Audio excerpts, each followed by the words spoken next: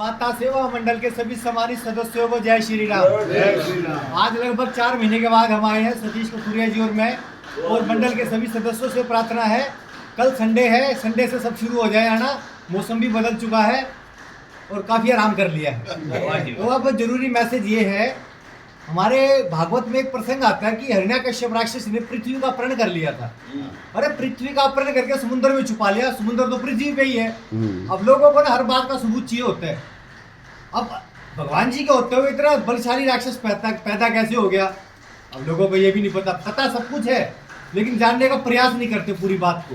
अब पूरी बात मैं बताता हूँ। एक बार लक्ष्मी जी नारायण जी को चंदन का लेप लगा रही होती है।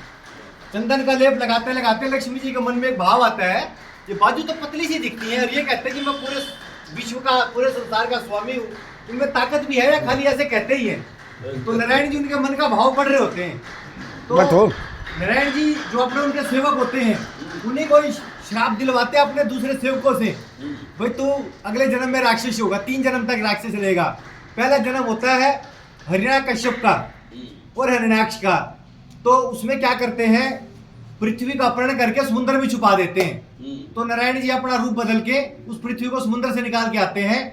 द्वापर, त्रेता, सतयुग, 3 युग बीत गए। कलयुग के अंदर आखिरी में वैज्ञानिकों ने खोजा है कि पृथ्वी से भी 400 गुना बड़ा एक समुद्र है इस आकाश गंगा में।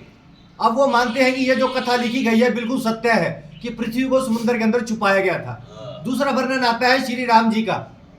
श्री राम जी का वर्णन आता है तो लोग कहते हैं, हमारे कुछ सनातनी भाई कहते हैं कि राम जी काल्पनिक हैं। तो राम जी ने जो समुद्र पे पुल बनाया था, तीनों युग बीत गए, द्वापर, त्रेता, कलयुग, सतयुग।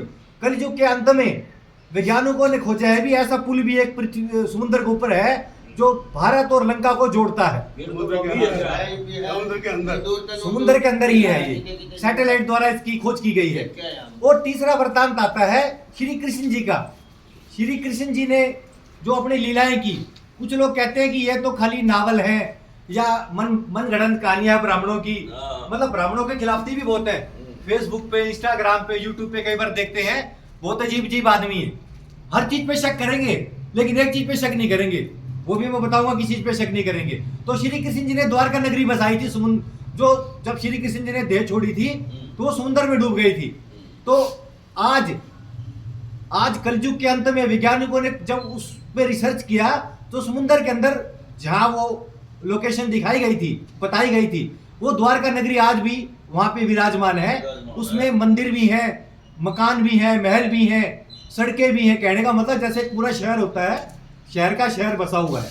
और जो ये शंका करते हैं ना हमारे कुछ सनातनी भाई, जो अज्ञानता के कारण हमारे सनातन पे सवाल उठाते हैं, शंका करते हैं, मैं उनसे एक बात कहना चाहूंगा, अपने बाप पे भी कभी, अपनी माँ से भी कभी पूछा कि मेरा बाप ये क्यों है, और कोई भी तो हो सकता है। हर चीज पे शंका करते हो, अपने बाप पे भी शंका करो। बाप तो तुम्हारे कई हो सकते हैं, पर तुम्हारी माँ ने बताया और तुमने विश्वास कर लिया। इसलिए मैं सभी सनातनियों से कहना चाहूंगा, हर बात में सबूत नहीं मांगे जाते। कुछ बातों का हमें अपने बड़ों पे या हमें जो विरासत में चीजें मिली उन पे विश्वास भी करना पड़ता है। बोलो सनातन धर्म की जय।